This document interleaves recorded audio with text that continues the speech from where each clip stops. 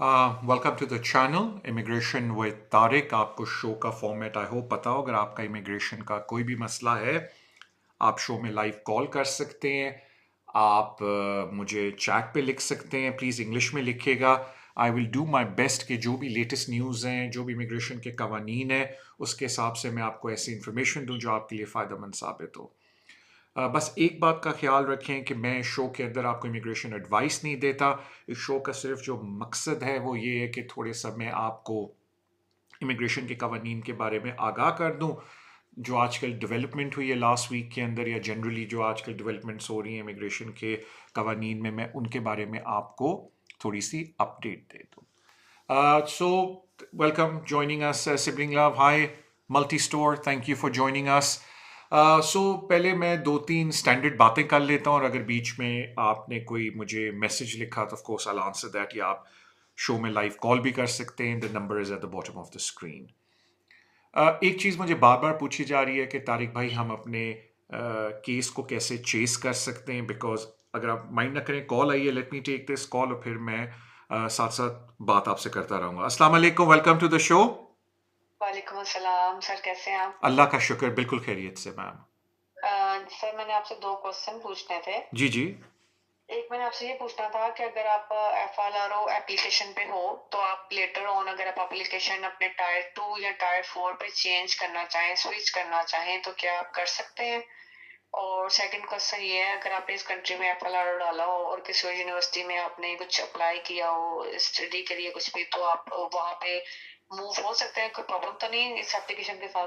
ठीक है, और मुझे जाने से पहले ये बता दें, जो आपने FLRO डाली है वो आपने वीज़ा होते हुए डाली थी या वीज़ा ख़त्म होने के बाद डाली थी? वीजा होते हुए। ठीक है, और कौन सा वीज़ा था FLRO से पहले?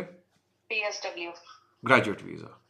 जी। ठीक, बड़ी मेहरबानी, मैं अर्ज़ कर देता हूँ। और थैंक थैंक यू। देखिए जी, पहली बात मैंने क्यों पूछा कि आपका पहले वीज़ा कौन सा था, बिकॉज हमारा कानून ये है कि अगर आपके पास कोई वीज़ा है और वीज़ा एक्सपायरी से पहले आप कोई भी एप्लीकेशन डालते हैं, जब तक उस एप्लीकेशन का डिसीजन नहीं आता, आपकी लीव 3C शुरू हो जाती है। यानी कि अगर किसी का वीज़ा ख़त्म हो रहा है 15 तारीख को, उन्होंने 10th को एक एप्लीकेशन डाल दी है, 15 के बाद वो ओवरस्टेड नहीं कराएंगे, उनकी 3C लीव शुरू हो जाती है, और वो लीव चलती रहती है। अगर आपका वीज़ा कोई ऐसी नौयत का है, जिस तरह ह्यूमन राइट है, आपको राइट ऑफ अपील मिली है, तो वो भी अगर आप एक्सरसाइज कर रहे हैं तो सारी चीज़ें चलती रहती हैं। तो मैंने क्यों पूछा कि अगर आपके पास ग्रेजुएट वीज़ा है, क्योंकि अगर आपकी 3C चल रही है, आपने FLRO डाला हुआ है और अभी तक उसका डिसीजन नहीं आया, तो आपके वर्किंग राइट्स वही हैं जो पुराने वीज़े पे थे, नहीं क्या फुल टाइम काम कर सकते हैं, एक्सेट्रा। अब अगर आपकी एप्लीकेशन पेंडिंग है FLRO, और आप कहते हैं कि जी मैंने स्विच करना है स्किल्ड वर्कर के अंदर, क्योंकि पहले आपके पास ग्रेजुएट वीज़ा था और वही एक तरीके से चलता आ रहा है, देयर इज़ नो प्रॉब्लम, आप अपनी एप्लीकेशन को वेरी कर सकते हैं। बस इस बात का ख्याल रखना है कि जो कॉस्ट आपको असाइन हो रहा है, वो जो सारी एलिजिबिलिटी रिक्वायरमेंट है कॉस्ट की, specially in terms of salary, वो पूरी हो रही हैं। तो एज लॉन्ग एज आपकी वो चीज़ें पूरी हो रही हैं, स्विचिंग में कोई इशू नहीं है। फिर आपने बोला कि व्हाट इफ़ अगर मैं अपने FLRO को स्विच करना चाहूँ स्टूडेंट के अंदर। अगेन ये डिपेंड करता है यूनिवर्सिटी के ऊपर, क्योंकि नॉर्मली होता है कि अगर आपको पता है कि स्टूडेंट की एकेडमिक प्रोग्रेशन यूनिवर्सिटी को बतानी पड़ती है। अब सर्टेन यूनिवर्सिटीज़ ये कहती हैं कि अगर आपने एक प्रोग्राम कर लिया बैचलर्स का, तो अगर आप मास्टर्स में एडमिशन ले रहे हैं तो इट्स ओके फ्रॉम हेयर। लेकिन अगर आप एक ड्यूल यानी कि दूसरा मास्टर्स कर रहे हैं, सेकंड मास्टर सप्लीमेंट्री मास्टर्स कर रहे हैं, तो कभी कभी सर्टेन यूनिवर्सिटीज़ कहती हैं कि हम आपको एकेडमिक प्रोग्रेशन, हम इसको एक्सेप्ट नहीं करते, you have to go back to your home country, और आप वहाँ से आएँ। तो ग्रेजुएट वीज़ा आपके पास है, तो मुझे नहीं पता आपने मास्टर्स के बाद ग्रेजुएट वीज़ा लिया या आपने ग्रेजुएशन की थी। बट अगर आप स्टूडेंट वीज़ा पे जाते हैं तो होम ऑफिस से ज़्यादा ज़रूरी है कि क्या यूनिवर्सिटी एक्सेप्ट कर रही है कि ये आपकी एकेडमिक प्रोग्रेशन है। क्योंकि अगर यूनिवर्सिटी एक्सेप्ट कर रही है कि ये आपकी एकेडमिक प्रोग्रेशन है, तो फिर देर इज़ अ गुड चांस कि यूनिवर्सिटी आपको कैश दे देगी। अगर यूनिवर्सिटी आपको कैश दे देती है, तो एज लॉन्ग एज जो बाकी एलिजिबिलिटी रिक्वायरमेंट है स्टूडेंट वीज़ा की, आप वो पूरी कर रही हैं, तो ऑफ कोर्स आप स्विच कर सकते हैं। बस इस बात का ख्याल रखें कि स्विचिंग अलाउड है, लेकिन सब्जेक्ट टू एलिजिबिलिटी रिक्वायरमेंट। और ऑफ कोर्स जिस तरह मैंने आपको बोला कि शो में मैं स्पेसिफिकली सब्जेक्टिवली कोई बात नहीं करता, बिकॉज आइडिया ये है कि आपको ओवरऑल इमिग्रेशन कवानीन के बारे में बताया जाए। तो अगर मैं कोई बात करता हूँ कि हाँ जी आप स्विच कर सकते हैं, तो उसको पत्थर पे लकीर ना समझे, subjective to you meeting the rest of the immigration rules. अभी हम एक जनरल बात कर रहे हैं। तो प्लीज़ अगर आप ये देखना चाहते हैं कि भाई ये मेरी सिचुएशन है, क्या मैं अप्लाई करूँ तो वीज़ा मिल जाएगा, तो फिर आपको सब्जेक्टिवली उसकी असेसमेंट करवानी पड़ेगी, जो शो का फॉर्मेट नहीं है। हाँ, अगर आप मुझे बाद में रब्ता करें शो से हट के, then of course I can answer that question for you. But in short ये चीज़ है, क्योंकि बहुत सारे लोग मैंने देखे हैं जो ग्रेजुएट वीज़ा के ऊपर होते हैं, मैं जनरल बात कर रहा हूँ, और उन 2 सालों में उनको स्किल वर्कर वीज़ा नहीं मिलता। बिकॉज देखें ना, ग्रेजुएट के बाद क्या प्रोग्रेशन है एक स्टूडेंट की। ग्रेजुएट के बाद वो स्टूडेंट या पीएचडी कर सकता है, या वो स्टूडेंट स्किल वर्कर वीज़ा ले सकता है। आई अलग बात है अगर वो स्टूडेंट ऑलरेडी मैरिड नहीं है तो किसी से मैरी कर ले, तो वो एक अलग बात है कि उनका डिपेंडेंट हो जाए या स्विच कर ले अपेंडिक्स एफएम में, वो एक अलग कहानी है। लेकिन अगर हम जनरली बात करें, ज़्यादातर लोग कपल्स ही आते हैं, तो फिर जारी बात है स्टूडेंट की एक्सटेंशन ग्रेजुएट के बाद यही है कि मास्टर्स नहीं पीएचडी करें तो फिर ही उनके फैमिली मेम्बर साथ रह सकते हैं, या मास्टर ऑफ रिसर्च करें जो नई रिक्वायरमेंट है। और फिर ग्रेजुएट वीज़ा के बाद स्किल वर्कर वीज़ा तो है ही। अब ये बड़ी कॉमन चीज़ देखने में आई है कि अगर लोगों के इंटरव्यूज़ चल रहे हैं, और ये मैंने अपने यस्टरडे शो में भी बोला था कि अगर लोगों के इंटरव्यूज़ चल रहे हैं तो वो फिर ये करते हैं कि हमें थोड़ा सा टाइम मिल जाए कि वो एफएलआर एफपी, ये जो ह्यूमन राइट एप्लीकेशन है, ये डाल लेते हैं कि चलो 3C हमारी एक्टिवेट हो जाए, हमें थोड़ा टाइम मिल जाए, ताकि उस टाइम में अगर हमारे इंटरव्यूज़ क्लियर हो जाएं तो हम उसी एप्लीकेशन को वेरी करके स्किल वर्कर एप्लीकेशन डाल दें। तो ये चीज़ बिल्कुल देखने में आई है।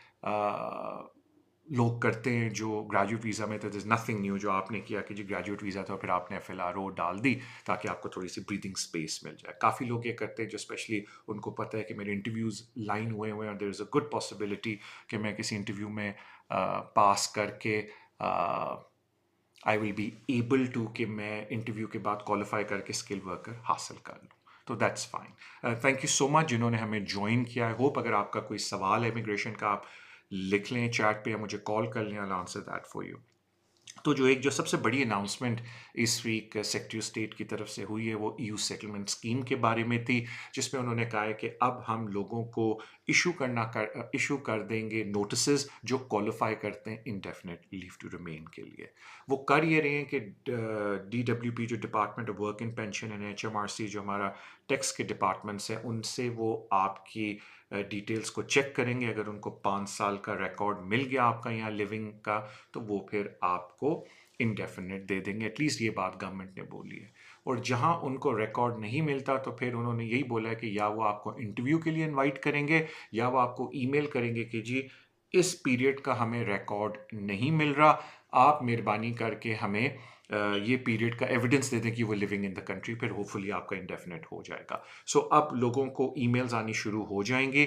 जो जिनके 5 साल पूरे हो गए उनको ईमेल आएगी, जिनके 5 साल पूरे हो गए और उसमें कोई गैप है, होम ऑफिस रेजिडेंसी पूरी चेक नहीं कर सकता थर्ड पार्टी से, तो वो फिर उनको कांटेक्ट करके बोलेगा कि हमें वो डिटेल दे दें। मल्टी स्टोर अगर आप प्लीज़ इंग्लिश में लिखें तो आई विल बी ग्रेटफुल, लेकिन आई थिंक मैं थोड़ा समझ गया हूँ आपने क्या लिखा, लेकिन प्लीज़ अगर आप कोई भी चीज़ लिख रहे हैं चैट पे इंग्लिश में लिखें। आपने सवाल ये किया है कि अगर एफएलआरओ का डिसीजन आ जाए, क्या फिर भी आप स्किल वर्कर वीज़े पे स्विच कर सकते हैं या नहीं। एक मैं कॉल ले लूँ, फिर मैं उसका आपको पहले जवाब दूंगा, देन मैं कॉलर का जवाब दूंगा, लेकिन मैं उनसे कॉल ले लूँ पहले। अस्सलाम वालेकुम, वेलकम टू द शो। हाँ जी, वालेकुम सलाम। क्या हाल है भाई का? ठीक-ठाक खैरियत अल्लाह से का सर? शुक्र, खैरियत से। भाई अपना सवाल पूछ लें। जी सर। सर पहले तो बहुत अच्छे लग रहे हैं माशाल्लाह आज सर।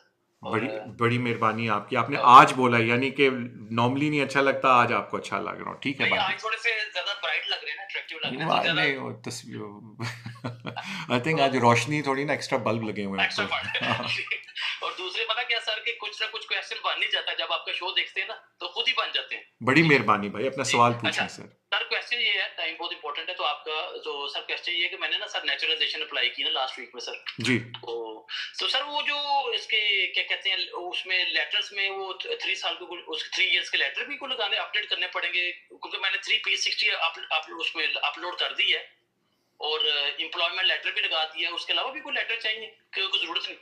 ठीक है सर, और कोई सवाल। नहीं सर, यही और आपसे बात करनी थी, बस होगी बात। बड़ी थैंक यू वेरी मेहरबानी, मच। बड़ी मेहरबानी ओके सर, भाई, अस्सलाम थैंक यू। वालेकुम। वालेकुम अस्सलाम। तो पहले मैं मल्टी स्टोरी का जवाब देता हूँ, फिर मैं इनका जवाब देता हूँ। तो मल्टी स्टोरी ने बड़ा अच्छा सवाल किया, क्योंकि अगर आपने FLRO डाली और आपका डिसीजन आ जाता है, तो क्या मैं फिर भी स्किल्ड वर्कर वीज़ा डाल सकता हूँ या नहीं? तो पहले मैं थोड़ा सा बैकग्राउंड बता दूँ कि आप एप्लीकेशन को वेरी कर सकते हैं जब तक एप्लीकेशन का डिसीजन नहीं आया। मैंने इसके ऊपर एक वीडियो भी बनाई हुई है कि जब आप वेरी करते हो एप्लीकेशन तो उसका क्या इफेक्ट पड़ता है। तो प्लीज़ वो वीडियो भी देखिएगा, लेकिन मैं उस डिटेल में अभी नहीं जाऊंगा। लेकिन एक दफ़ा जब आपका डिसीजन आ जाता है और आपको राइट ऑफ अपील मिलता है और आप उस अपील को एक्सरसाइज करते हैं, एक्सरसाइज ना भी करें तो फिर आप एप्लीकेशन वेरी नहीं कर सकते। यानी कि जो एप्लीकेशन वेरी करने का आपके पास विंडो है वो डिसीजन आने तक है। फिर ये होता है कि जब एक दफ़ा डिसीजन आ जाए और से आपको राइट ऑफ अपील मिली है, तो आप उस अपील को एक्सरसाइज करते हैं, नहीं भी करते हो 14 दिन के अंदर, आप डिसाइड करते हैं कि जी मैं अब स्किल्ड वर्कर वीज़ा डालना चाहता हूँ। तो फिर आप उस एप्लीकेशन को एक तरह से समझें विड्रॉ हो गई और आप अगले दिन ही या उसी दिन ही स्किल्ड वर्कर वीज़ा डाल लें। कुछ लोगों को मिसअंडरस्टैंडिंग होती है, अच्छा तारिक भाई इसका मतलब मेरी skilled worker visa application in time थी। नहीं, एक दफ़ा जब आपकी एप्लीकेशन रिफ्यूज़ होगी, आपने उसको एक तरह से विड्रॉ करके उसी दिन स्किल्ड वर्कर वीज़ा एप्लीकेशन डाल दी, तो टेक्निकली वो skilled worker visa application is out of time, बेशक एक दिन से। लेकिन जो हमारे इमिग्रेशन के कवानीन हैं, वो ये बोलते हैं कि अगर आप स्किल्ड वर्कर वीज़ा एप्लीकेशन डाल रहे हो और आपका ओवरस्टे का पीरियड 14 दिन के अंदर है, तो हम उस एप्लीकेशन को इंटरटेन करेंगे। So in simpler words multi store, अगर आपने अपील प्रोसेस शुरू कर दी है और उसके दौरान आपको स्किल्ड वर्कर कॉस्ट मिल जाता है, आप अपनी अपील को विड्रॉ करते हैं और उसी दिन स्किल्ड वर्कर वीज़ा डालते हैं, तो टेक्निकली डे 1 ओवरस्टे किया आपने। तो वो फिर कवरिंग लेटर में हम एक्सप्लेन करते हैं कि जी इमिग्रेशन के कवानीन ये कहते हैं कि अगर डे 14 जो कि ओवरस्टे का होता है 14 दिन, उसके अंदर आप स्किल्ड वर्कर वीज़ा डालें तो आप एप्लीकेशन को फिर भी इंटरटेन करेंगे। हमारे क्लाइंट ने तो पहले दिन ही जिस दिन ओवरस्टे हुआ है उसने एप्लीकेशन डाल दी है। तो ये चीज़ होती है multi storey the answer to the question. Okay, फिर मुझसे पूछा गया था कि तारिक भाई मैंने नेशनलाइजेशन एप्लीकेशन डाली है, तो ऑफकोर्स जब आप नेशनलाइजेशन एप्लीकेशन डालते हैं, डिपेंडिंग ऑन आपने 5 ईयर रूल पे डाली है या 3 ईयर रूल पे डाली है, वो आपसे डॉक्यूमेंट्री एविडेंस मांगते हैं। आपने क्योंकि 3 ईयर रूल में डाली है, तो कोई भी 3 साल के P60 या पे स्लिप या employer letter is good enough to prove कि 3 साल आप इस मुल्क में थे। अगर किसी वजह से केस वर्कर को कोई एक्स्ट्रा डॉक्यूमेंट की ज़रूरत है, तो वो आपसे मांग लेगा, क्योंकि आपने इतना ओवरलोड भी नहीं करना उसको डॉक्यूमेंट के साथ। अगर कोई सोच रहा है कि ये 3 ईयर 5 ईयर रूल नेशनलाइजेशन का नेशनैलिटी अप्लाई करने का क्या है, क्योंकि अभी टाइम है, मैं उसका भी जिक्र कर देता हूँ कि जब आपको इंडेफिनिट मिल जाता है, आपको 1 साल वेट करना होता है नॉर्मल सर्कमस्टांसिस में, और उसके बाद जब इंडेफिनिट मिल गया 1 साल वेट करने के बाद आप नेशनलाइजेशन एप्लीकेशन डालते हैं। अगर आपकी स्पाउस ब्रिटिश नहीं है तो 1 साल वेट करके जब आप उसके बाद नेशनलाइजेशन एप्लीकेशन डालते हैं, तो वो 5 ईयर रूल पे होती है कि जी वो फिर ये देखते हैं कि पिछले 5 साल आपने कितना अरसा इस मुल्क में रहे हैं, वो जो सारी रिक्वायरमेंट्स होती हैं।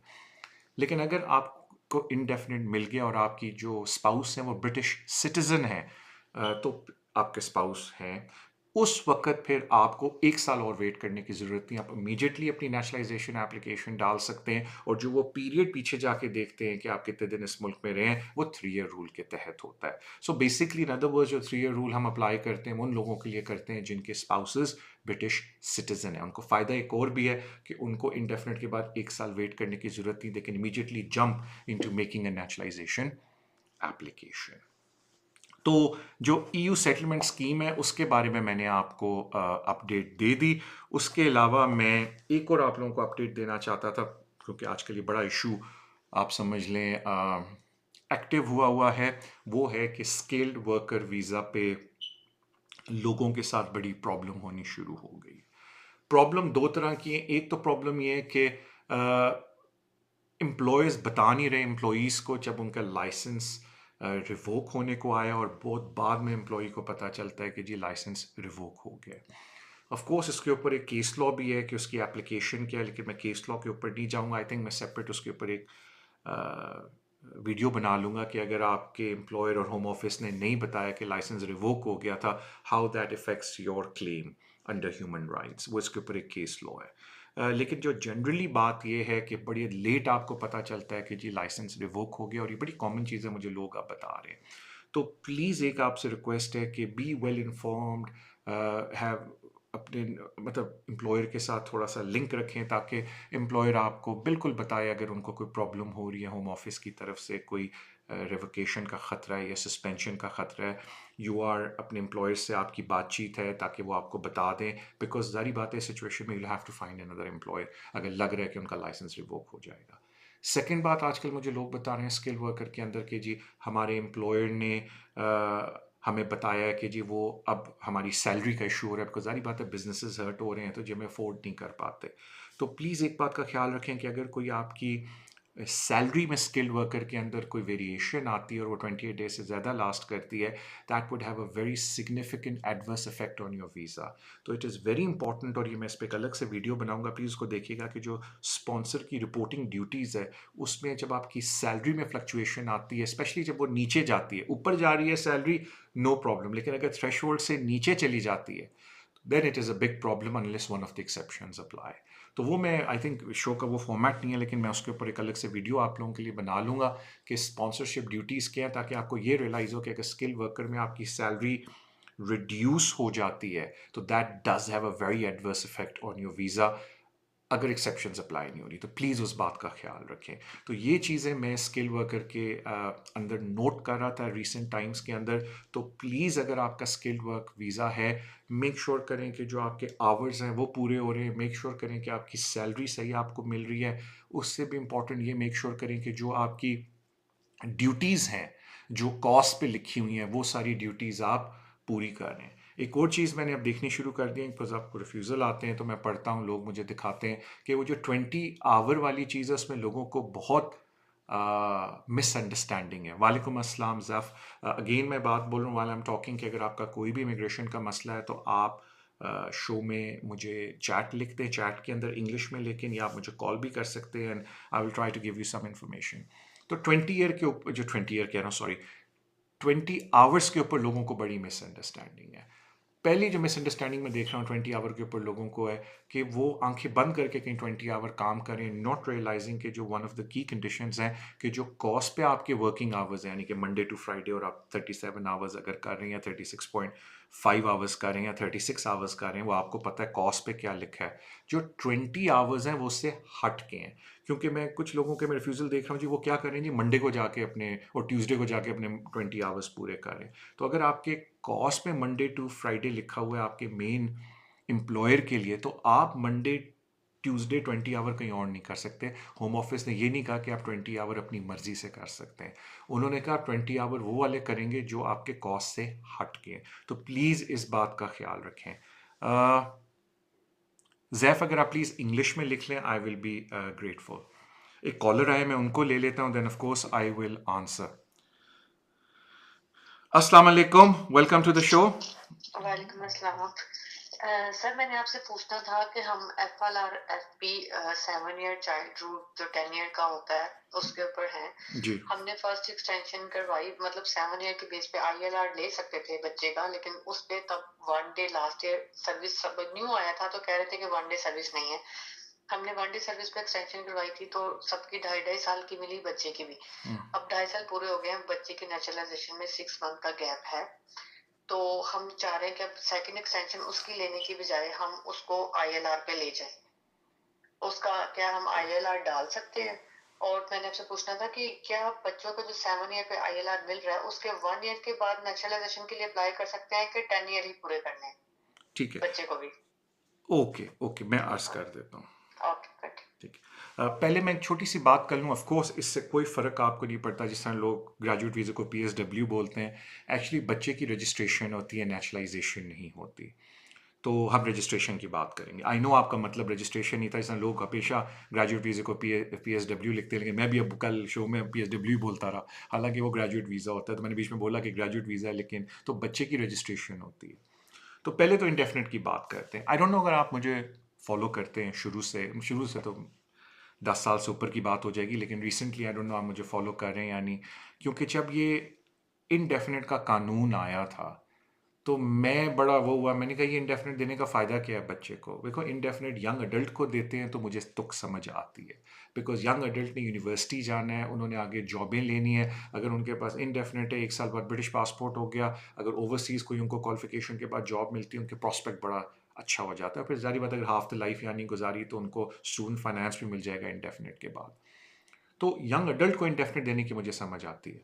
7 साल के बच्चे को इंडेफिनिट देना मुझे समझ नहीं आती, बिकॉज़ ये तो वही बात होगी कैरेट हैंग करना आपके हाथ के आपके आगे। बिकॉज़ की वजह ये है कि बच्चे ने क्या कर लेना है इंडेफिनिट लेके?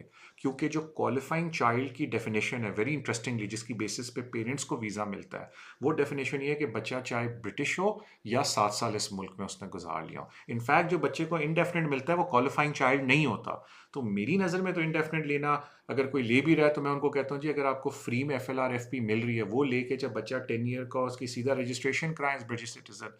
इंडेफिनिट की आपको क्या ज़रूरत है, क्योंकि इंडेफिनिट तो 2800। तो वो एक वो फ्रेम ऑफ माइंड है, वो पीस ऑफ माइंड है। कुछ लोग कहते हैं जी हमें बस एक सुकून मिल जाता है अगर बच्चे के पास इंडेफिनिट आ जाए, तो वो एक अलग कहानी है। लेकिन मेन बात यह है कि जो इंडेफिनिट में फ़ी है जबकि एफएलआर एफपी में फ़ी नहीं है। जहाँ तक रजिस्ट्रेशन की बात है, अगर आपका बच्चे को अभी 6 महीने पीछे रह गए हैं तो आई डोंट नो आप इंडेफिनिट क्यों ले रहे हैं। फिर 6 महीने बाद आप उसकी रजिस्ट्रेशन करा लें as British citizen, as long as वो एलिजिबिलिटी रिक्वायरमेंट पूरी बच्चे की, और ये मीनिंग इधर पैदा हुआ है और कंट्री से बाहर नहीं गया एक सर्टन टाइम से ज़्यादा और कंटिन्यूसली इस मुल्क में रहा है और एज 10 हो गई है तो रजिस्ट्रेशन कर सकता है। जहाँ तक कुछ लोग मुझसे अक्सर पूछते हैं कि तारिक भाई क्या हम बच्चे को जब उसका इंडेफिनिट हो जाए उसके 1 साल बाद रजिस्ट्रेशन कर सकते हैं?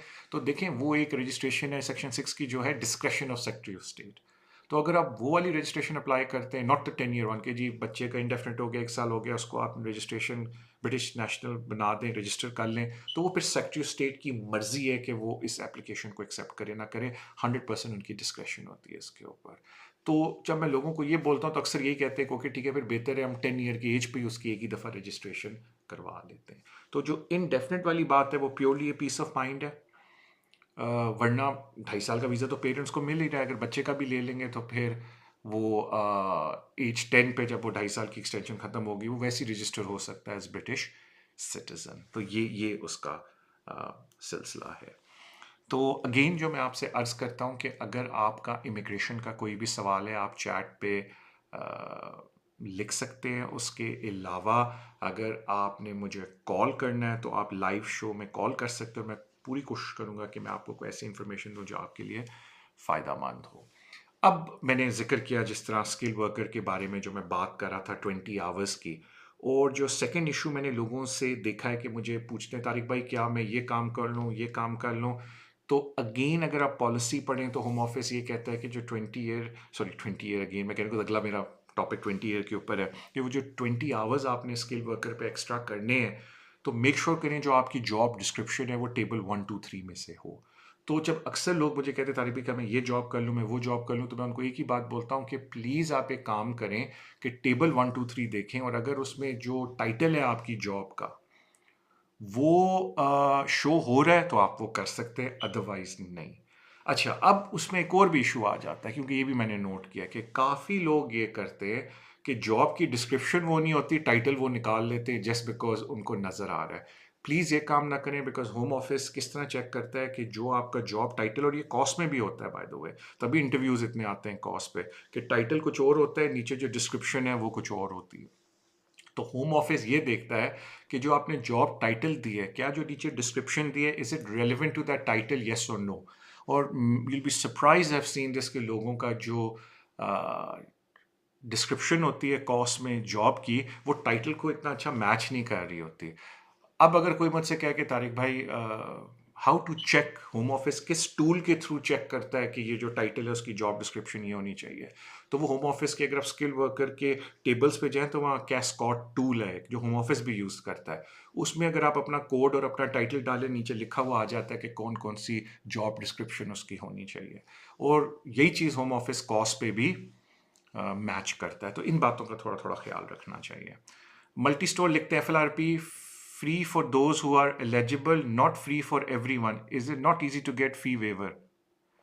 देखिए जी पहली तो बात है, ये बात बिल्कुल करेक्ट है, मल्टी स्टोर के एफएलआरएफपी फ्री उनके लिए जो एलिजिबल हैं। It is not easy to get fee waiver. Okay, let me I be very honest with you, मैं अपना व्यू इसके ऊपर देता हूँ. ये सारा डिपेंड करता है कि आप केस को प्रेजेंट किस तरीके से कर रहे हैं.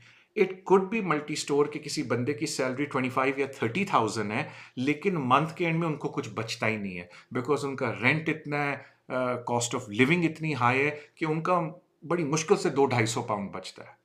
तो जारी बात है, अगर वो अपने बच्चों की, 2 बच्चों की और वाइफ की, या सिर्फ वाइफ की भी एप्लीकेशन डाल रहा है, मे बी उनके पास 3800 नहीं है उस एप्लीकेशन को देने के लिए. तो then there is a good possibility कि होम ऑफिस उनको फी वेवर दे देगा. और अगर उनको कम से कम फी वेवर नहीं देता, देर इज़ अ रियलिस्टिक पॉसिबिलिटी कि अगर उनके पास 1500-1200 पड़े हुए हैं, तो होम ऑफिस बोलेगा कि अच्छा जी ठीक है, आप एप्लीकेशन फ़ी दे दें, IHS हम आपको माफ़ करते हैं, बिकॉज वो उसको भी डिवाइड कर सकते हैं. क्योंकि I be honest with you, multi store मैंने काफ़ी फ़ी वेवर के रिफ्यूज़ल देखे हैं, और मेजॉरिटी जो मैंने रिफ्यूज़ल देखे, मैं अपनी बात कर रहा हूँ, उसमें ये मैंने देखने को आया है कि पहली एप्लीकेशन में उन्होंने एडिक्वेट एक्सप्लेनेशन नहीं दी, और जब होम ऑफिस ने उनसे एक्सप्लेनेशन मांगी है, उन्होंने इनएडिक्वेट एक्सप्लेनेशन दिया. और आखिरी चीज़ तो क्लियरली नज़र आ रहा था कि उनके पास पैसे हैं. तो क्योंकि जिसका होता था कि स्टार्टिंग चीज़ हम ये देखते हैं कि अच्छा जी अकाउंट में बैलेंसेस क्या है, फिर ये देखते हैं इन आउट किस तरह हो रहा है. अब अगर बहुत ज़्यादा कैश ट्रांजैक्शंस आउट हो रही हैं, इन हो रही हैं, और उसका कोई हिसाब नहीं है आपके पास, तो फिर जारी बात है होम ऑफिस कहता है कि हमें ये लगता है कि आप पैसे छुपा रहे हैं, तो इसलिए वो फिर आपको फ़ी वेवर नहीं देते. तो ये बोल देना कि फ़ी वेवर ईजी नहीं है, बिल्कुल करेक्ट है. लेकिन जैसा मैं अपनी एग्जांपल देता हूँ, मैं, कोई मुझसे कहना तारिक भाई मैं फ़ी वेवर डालना चाहता हूँ, मैं ये नहीं बोलता हूँ कि जी मुझे आप पैसे दे दे मैं डाल देता हूँ. मैं पहली चीज़ ये करता हूँ, उनको कहता हूँ कि जितने भी आपके बैंक अकाउंट हैं मुझे 6 महीने के दिखाएं, बिकॉज मैं बैंक अकाउंट्स में ये देखना चाहता हूँ कि इन एंड आउट क्या है. अगर वो जो एक्सप्लेनेशन है उसकी मुझे सेंस नहीं लग रही, तो मैं उनको मुड़ के कह देता हूँ कि जी इट इज़ हाईली अनलाइकली कि हमें फ़ी वेवर मिलेगा. आप पैसे मेरे साथ ज़ाया कर रहे हैं, आप बताएं आप कहीं से बोरो कर सकते हैं या कहीं आपके पास पड़े होंगे, क्योंकि ये लग रहा है आपने पैसे निकाले, होम ऑफिस नहीं एक्सेप्ट करेगा, तो फिर हम फ़ी पे करेंगे. लेकिन अगर जो एक्सप्लेनेशन है वो थोड़ी सी सेंस बना रही है, तो फिर आप कवरिंग लेटर में वो सारी एक्सप्लेनेशन उनको दे सकते हैं. तो मेरे ख्याल से ये बोलना कि जी फ़ी वेवर बड़ा मुश्किल है, वो ज़रा ज़्यादती हो जाएगी मल्टी स्टोरी. बिकॉज जिनको तरीका या जिनको एक्सपीरियंस है डालने का, वो पहले डॉक्यूमेंट देख के ही बोलते हैं कि अच्छा जी हमारा चांस कितना है फ़ी वेवर को डालने का और हासिल करने का. तो आई थिंक नॉट ईजी तो नहीं कहना चाहिए, बिकॉज ज़ाहिर बात है अगर आप बेनिफिट में, या ज़ाहिर बात है अगर आपको राइट टू वर्क नहीं और पैसे भी नहीं आ रहे, तो आप कैसे देंगे फ़ी. तो वो तो बड़ी ज़्यादती होगी होम ऑफिस की तरफ से कि बोले नहीं जी हम फ़ी वेवर नहीं देते, और there is a good chance कि आप उसको प्री एक्शन प्रोटोकॉल में चैलेंज भी कर सकते हैं. लेकिन जहाँ नज़र आ रहा है कि पैसे आ रहे हैं और एकदम कैश निकाला जा रहा है, तो वहाँ तो फिर होम ऑफिस सही शक करता है ना कि नहीं जी आपके पास कहीं पैसे पड़े हुए हैं. तो मैं क्वाइट ऑनेस्टली आपसे बड़ी कैंडिड बात की है multi story about the fee waiver. अब आरिफ महमूद आते हैं. सलाम सर. वालेकुम अस्सलाम आरिफ, माशाल्लाह nice show. Just want to ask, I have EUSSAR pending with certificate of rights. Asif आपने कोई नीचे भी सवाल किया है. Can I apply FLR FP with EUSS with my rights will be same, both application can go along. देखिए जी, पहली तो बात है आरिफ कि जब आप EU एप्लीकेशन डालते हैं कोई भी, तो वो सर्टिफिकेट देते हैं, क्योंकि हमने विड्रॉल एग्रीमेंट में प्रॉमिस किया है कि किसी भी फैमिली मेम्बर या EU सिटीजन के राइट्स हर्ज नहीं होंगे. तो उस सूरत में ये बात बिल्कुल दुरुस्त है कि आप जब एप्लीकेशन EU सेटलमेंट स्कीम की डालते हैं वो राइट टू वर्क दे देते हैं. अब आ जाते हैं FLR FP में. FLR FP में ऐसी कोई चीज़ नहीं, because there is no such thing as withdrawal agreement. अगर आपके पास ऑलरेडी राइट टू वर्क नहीं था before FLR FP, highly unlikely आपको राइट टू वर्क मिलेगा FLR FP के ऊपर. कुछ लोग मुझे भी कहते हैं तारिक भाई अगर हमें अपनी EU एप्लीकेशन पर राइट टू वर्क मिला है तो वो नहीं जाएगा FLR FP पे. वो इसलिए नहीं जाएगा क्योंकि वो विड्रॉल एग्रीमेंट के तहत, यानी कि अगर कोई ओवरस्टेयर भी EU की एप्लीकेशन डालता है उसको राइट ऑफ वर्क मिलता है because of this withdrawal agreement जो हमने किया हुआ है. इसका कोई ताल्लुक FLR FP से नहीं है. जहाँ तक बात है कि क्या एक वक्त पे आप 2 एप्लीकेशंस डाल सकते हैं, अब सिलसिला ये हो गया कि जो अपेंडिक्स EU है वो भी पार्ट ऑफ इमिग्रेशन रूल है, अपेंडिक्स FM वो भी पार्ट ऑफ इमिग्रेशन रूल है, FP sorry family and private life, FM तो फाइनेंशियल रिक्वायरमेंट है. तो एक वक्त में आप 2 एप्लीकेशन नहीं डाल सकते with in the immigration rule. अगर आप डालेंगे तो home office will contact you और आपको बोलेगा कि जी आप हमें ये बता दें कि इसमें से कौन सी एप्लीकेशन को आप परस्यू करना चाहते हैं. पहले ज़माने में ये होता था कि EEA regulation was completely different to immigration कवानीन, यानी कि इमिग्रेशन कवानीन में ई रेगुलेशन नहीं थी, ये एक अलग रेगुलेशन थी। तो उस वक्त हम ये करते थे कि ई रेगुलेशन की भी एप्लीकेशन डाल सकती थी और इधर से ह्यूमन राइट की भी एप्लीकेशन डाल सकती थी, बिकॉज ह्यूमन राइट एक इमिग्रेशन रूल था, ई रेगुलेशन था। और जो कानून है वो ये कहता है कि जी आप एक वक्त में दो एप्लीकेशन नहीं डाल सकते, लेकिन इमिग्रेशन रूल का कानून है, रेगुलेशन का नहीं है। इसलिए अक्सर लोग रेगुलेशन पे मल्टीपल एप्लीकेशन भी पुराने ज़माने में डालते थे। मैं हमेशा कहता था ना डालें, बट लोग डालते थे कि मेरे पास केसेस आए हैं। बल्कि इनफैक्ट मैं बड़ी मज़े की बात बताने लगा, मैं एक दफ़ा कोर्ट में गया जज के आगे, तो मैंने क्लाइंट किसी और का था पहले, फिर मेरे पास आया, उन्होंने 4 एप्लीकेशनें ऊपर नीचे डाल दी। मैंने कहा क्लाइंट को कि जज would be very upset is this. उन्होंने कहा नहीं तारिक भैया फ़िक्र ना करें। मैंने फिर उसकी तरफ से अपॉलॉजीज़ भी लिखी, उसकी स्टेटमेंट में यही हुआ कोर्ट में।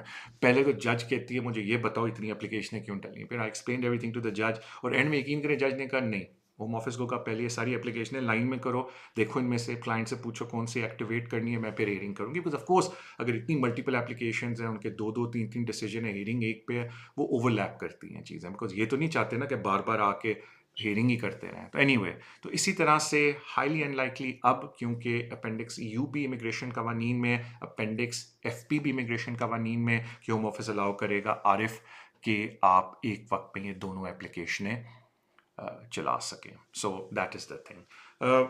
एक और बात मैं बता दूं आरिफ, इन केस आपने पूछा नहीं, कि आजकल ये बात बिल्कुल करेक्ट है कि I don't know why Arif के administrative review is very long for some reason, EUSS का ख़ास तौर पे।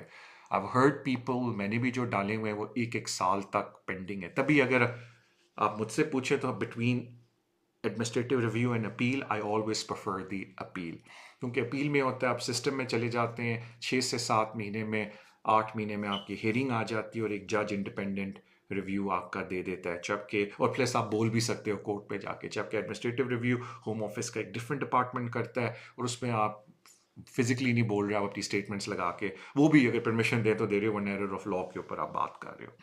तो मुझसे पूछा जाए अगर किसी का EUSS का रिफ्यूज़ल आया है, I am that kind of person, हमेशा प्रेफर करता हूँ कि हम अपील करें रादर देन एडमिनिस्ट्रेटिव रिव्यू करें। और आजकल Arif administrative review for some reason is वो मून के करीब से टर्न मार के आने वाली बात है। आई don't know why, but this is how it is.